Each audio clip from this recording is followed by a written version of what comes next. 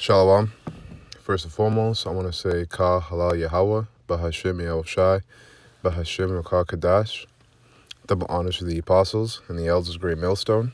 Salutations to the elect, pushing his word in truth and sincerity across the four corners of the earth. I'm doing this video on wisdom and how wisdom, and not just any wisdom, but the wisdom of Yahawah Bahashem Yahushai, which comes from the scriptures, the Holy Bible, the Holy Scriptures, which is the Bible. So this is Wisdom of Solomon, chapter 8, verse 1. I'll start at 1. And it says, Salak.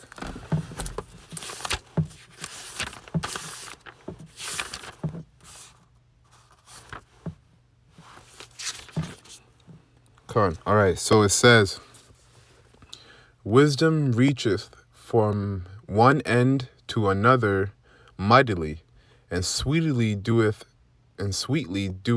she order all things. I loved her and sought her out. And this is Solomon speaking, King Solomon, right? David's son. And King Solomon was known in the scriptures as the wisest man on the planet. He was known to be a man that had a lot of wisdom. Actually, that was a prayer of his. He made a prayer, and the Most High said you can have whatever you want. I'm just going to get that. The Most High said you can have whatever you want, and he prayed for wisdom. And that was actually a wise prayer, because he could have prayed for riches or whatnot and women and land and all that stuff and power, but he prayed for wisdom, which is really, through wisdom you will obtain everything else, you know. Give me a second and look that up.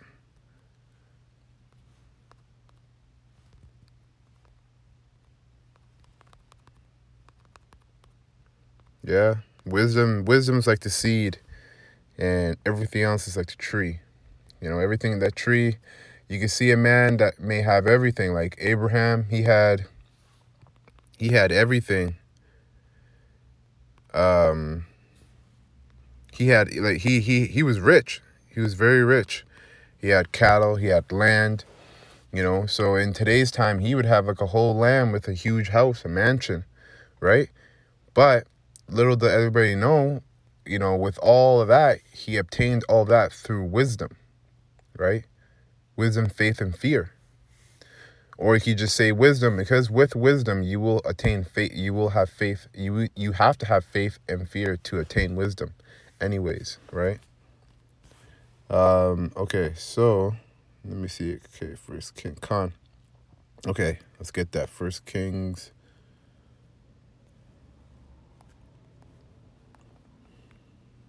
Okay.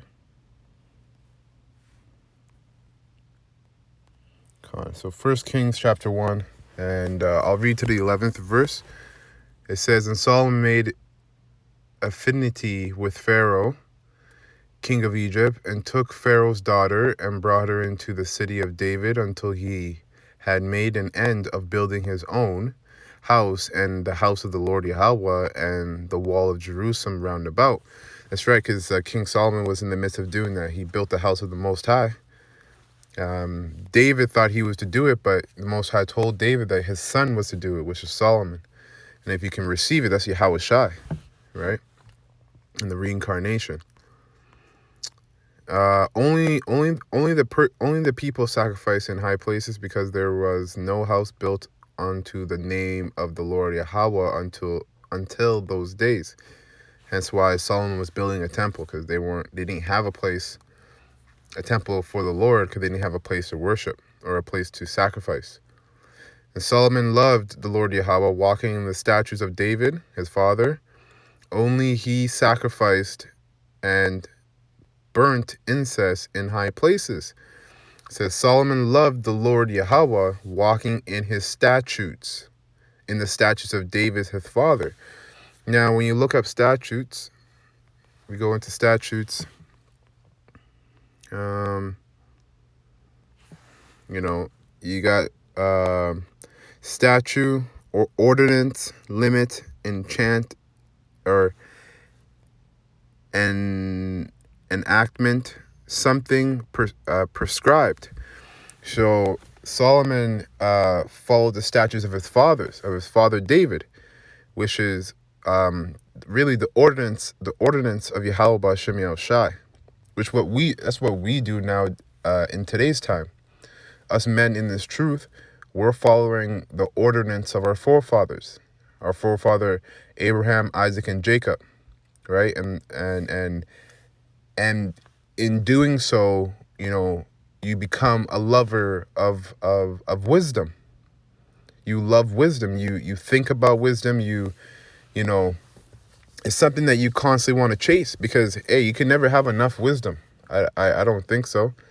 There is a portion for everybody, but it's always good to try to obtain more wisdom, especially in these times, man.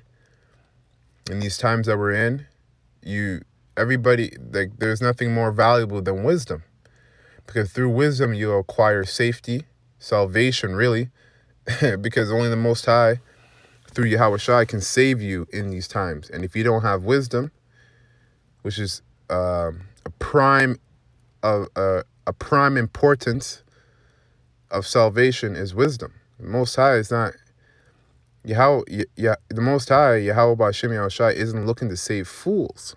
He isn't looking to save fools. He's looking to save wise men that are meek, lowly, poor. There's a statement in the world, they say, a poor man's wisdom is forgotten. A poor man's wisdom is forgotten, and that's the elect, man. The elect, or is ignored, roughly paraphrasing. A poor man's wisdom is ignored, and that's the elect of Israel, man. Because we actually are poor. We don't live a lavish lifestyle. We live at a mediocre lifestyle, or a day-to-day or a daily bread type of lifestyle. Just enough money to take care of our rent, eat food, take care of the bills, whatever it may be, and then go about our day. Because, we are pilgrims, right? Ordinance. Okay, so going back. Verse 3, and Solomon loved and walking in the statutes of David his father, only he sacrificed and burnt incense in high places. Now I'm going to skip down because I don't really need to read all of this. I'm going to try to get down to the point. Let's see. Okay, so verse 4, I'm just going to get it right. Verse 4, it says, and the king went to Gibeon to sacrifice there, for there was the great high place, 1,000 burnt offerings did Solomon offer upon the altar. And in Gibeon, the Lord Yahawah appeared to Solomon in a dream by night. And Yahawah said, ask what I shall give thee. So the Most High appeared to Solomon in a dream and asked him, ask for anything and I'll give it to you. And Solomon said, thou hast showed unto thy servant David my father great mercy, according as he walked before thee in truth. And that's the way to be, man. You can only walk and follow the Most High, Yahawah B'Shem Yahushai, in truth. That's why the scriptures talk about rightly dividing the word of truth. In 2 Timothy, study to show thyself approved, rightly dividing the word of truth. You can't walk in truth following Yahawah B'Shem Yahushai if you're not searching the scriptures. If you're not searching the scriptures and studying. And really, you need to be, and really, it begins with our elders and the apostles and the elders, a great millstone, because they teach us according to truth, right? Walk before thee in truth and in righteousness, and in uprightness of heart with thee, and thou hast kept for him his great kindness. And thou hast given him a son to sit on his throne, as it is this day. And now, O Lord Yahawah, my power, thou hast made thy servant king instead of David, my father, and I am but a little child. So, King Solomon was a young man, a child at the time when he was a king. I know not how to go out or come in.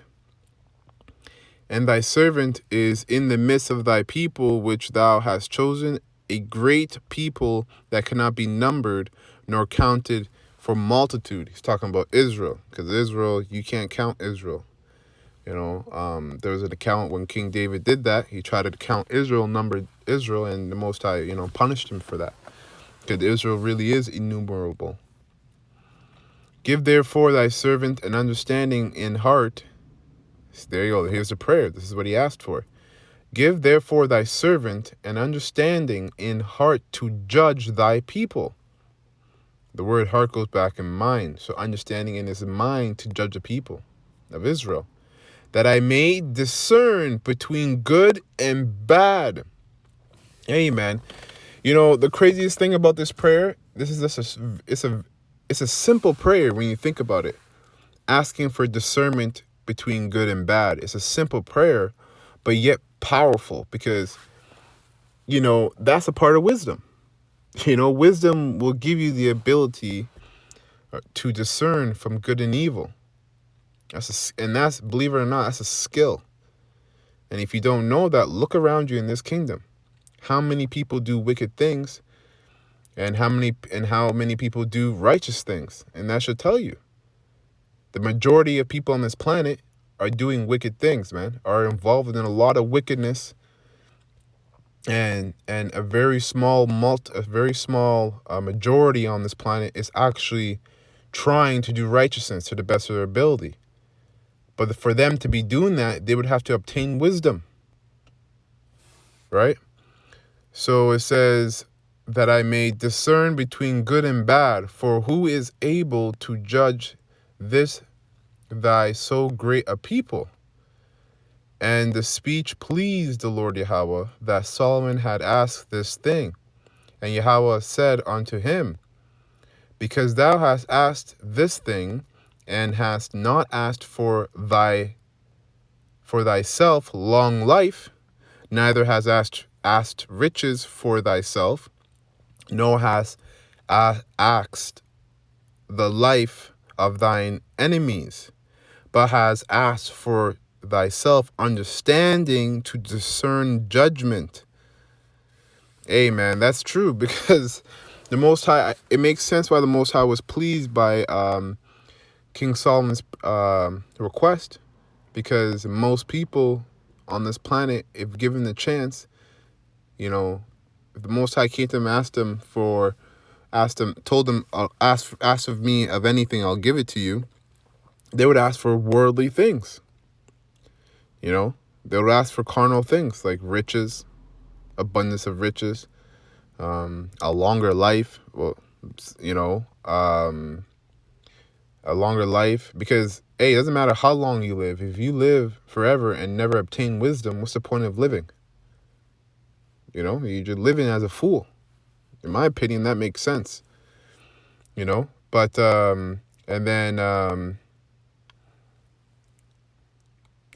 also and he also asked for he also didn't ask for the life of his enemies. A lot of people would be asking for certain people dead. But King Solomon asked for wisdom, understanding, and judgment, right?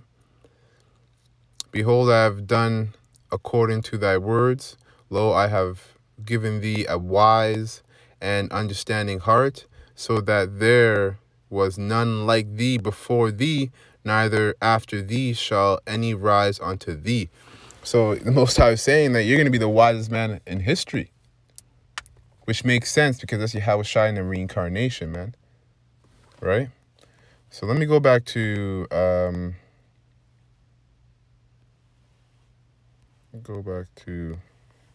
Wisdom of Solomon.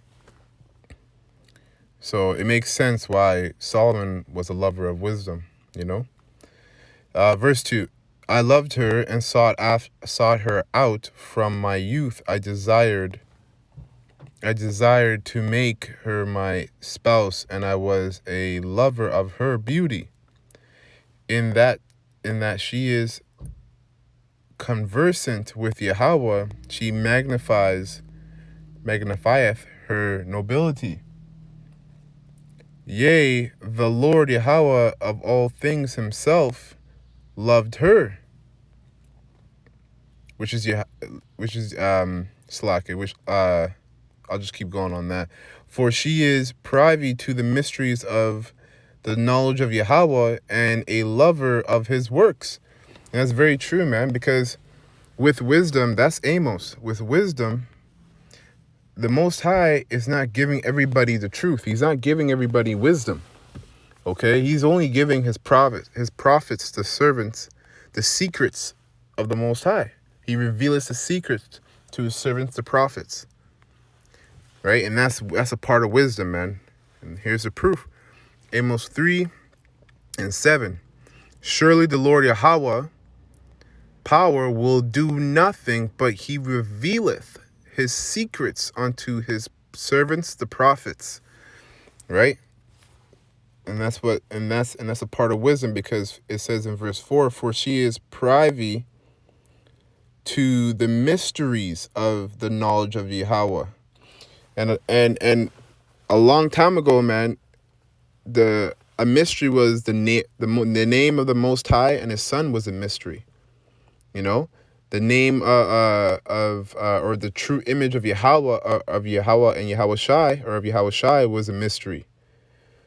Our nationality as Israelites, okay, was a mystery. But these things came out to the light by the apostles and elders and their elders. The Most High dealt with them through wisdom, right? But it was private. It was to a select few. Verse 5. If riches be a possession to be desired in this life, what is richer than wisdom that worketh all things? And that's right, man. A lot of people, like I said earlier, a lot of people, do anything for that dollar bill. Will do anything for that dollar bill. But how many people are really chasing true wisdom, or the wisdom of Yahweh B'Shem Yahweh Shai, which is true wisdom? Most people on this planet are chasing the wisdom of this world, which can't be compared to the wisdom of the Most High, man. You know? Actually, let me get that too. That's a scripture too.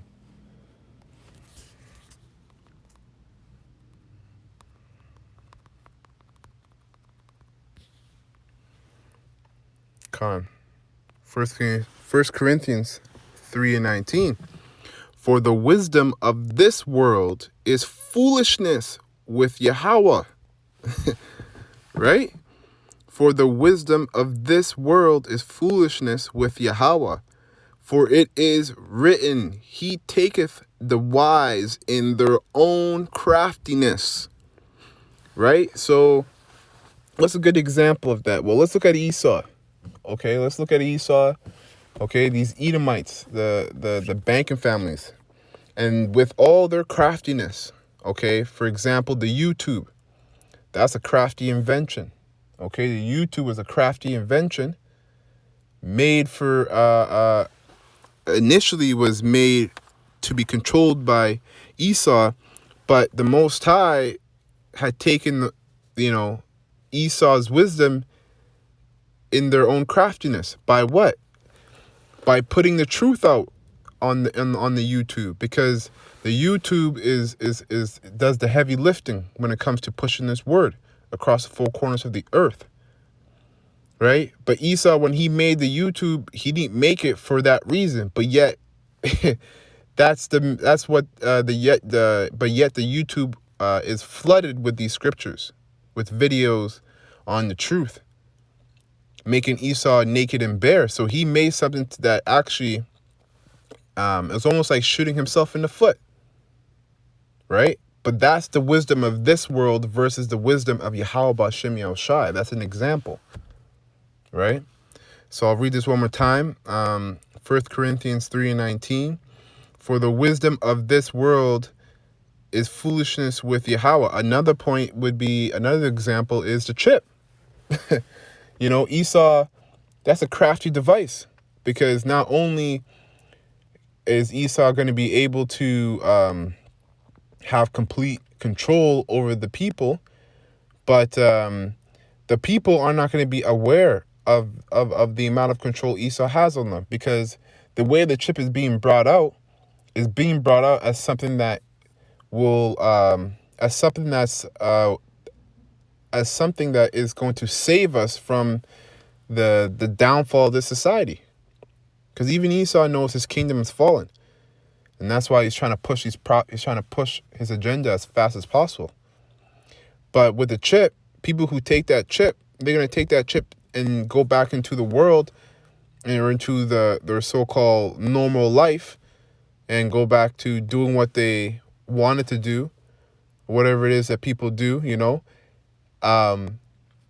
just to be destroyed by Yahawah Shem Yahushai, the chariots, and the elect.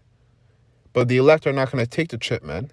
Because why? Because we have the wisdom of Yahawah Shem Yahushai, and we're not overtaken by the wisdom of this world, man. Right?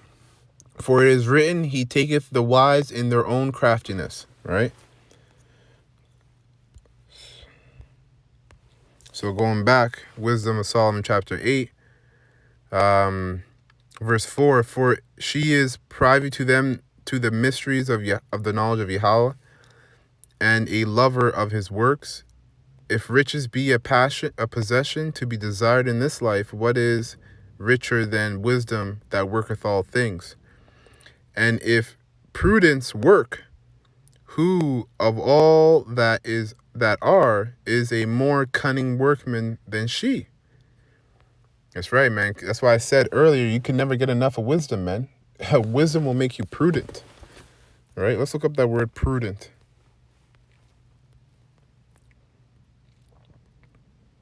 Prudent. Prudent, it says, with knowledge, deliberate, knowing, skilled, sagacious, circumspect. And the word circumspect is actually two words. Circum means a circle, spect to look. So to have full, it's basically to have 360 vision, a full understanding, a full spectrum, right?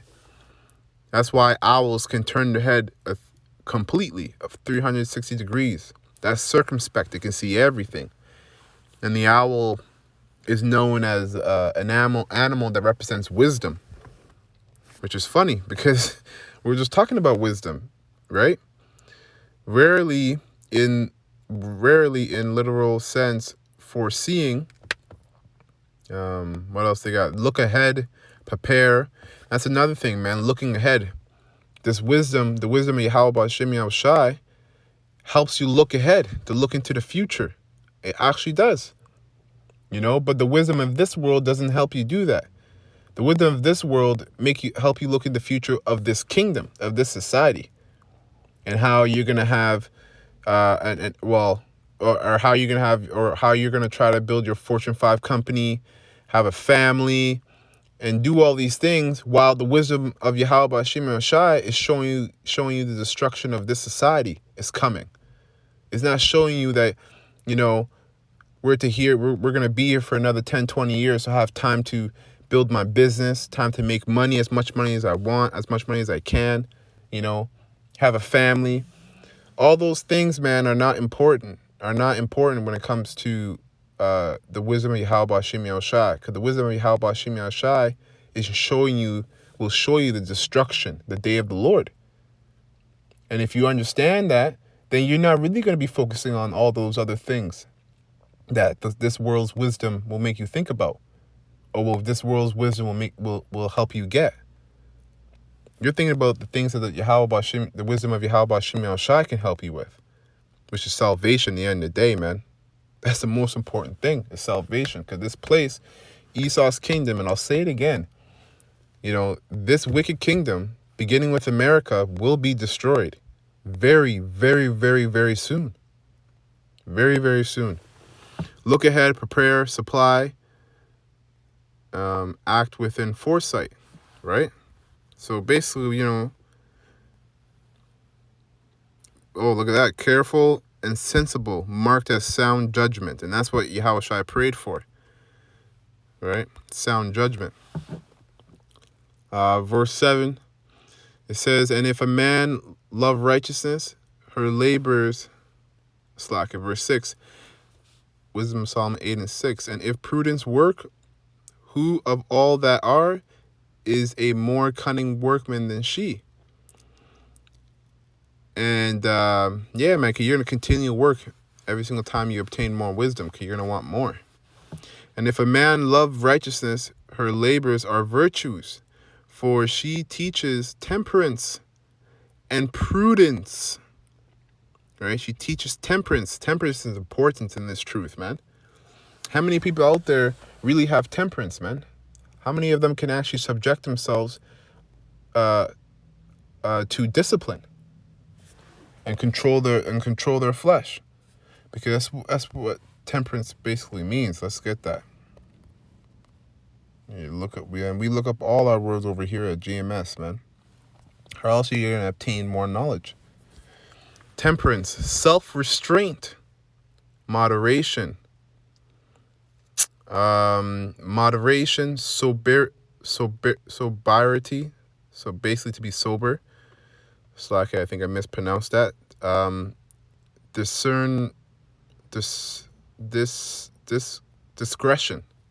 Discretion, self-control.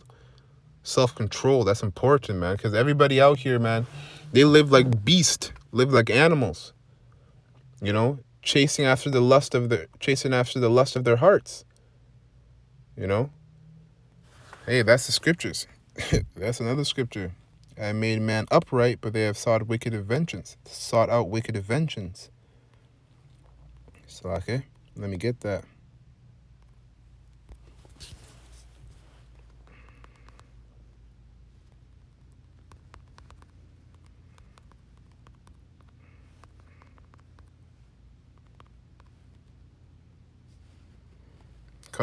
Ecclesiastes 7:29. Lo, this only have I found, that Yahawah hath made man upright, but they have sought out many inventions. Right? So, I'm going to go back to here. Temperance, to moderate, control. And that's, yeah, what my point was, 7:29. Lo, this only have I, Ecclesiastes 7:29. Lo, this only have I found, that Yahawah has made man upright. So the Most High initially made Israel to be righteous. They were made to be righteous. That's why Israel is known as the Most High's people. They were initially made to be righteous, but 2/3 are wicked now. Right? And that's why they need to be destroyed. But they have sought out many inventions of this world, man. Okay? Inventions from the heathens. Right? But the Most High had made them upright. So but that's why, and that's also why 2/3 of our people live like animals, man. They don't know how to control themselves. They don't want to control themselves too. They don't want to, and you know what? You can see that just by talking to Israel, because you're in this truth, and because you're in this truth and obtaining the wisdom of Yahawah by Shem Yahushai, you're constantly disciplining yourself, constantly trying to control your flesh, and that rubs 2/3 of Israel the wrong way, man. You know, you'll talk to them and they'll kind of look at you like they'll kind of look at you like, yo, why do you always think so highly of yourself? They'll say things like that. Why do you think so highly of yourself? Just because you won't eat pork.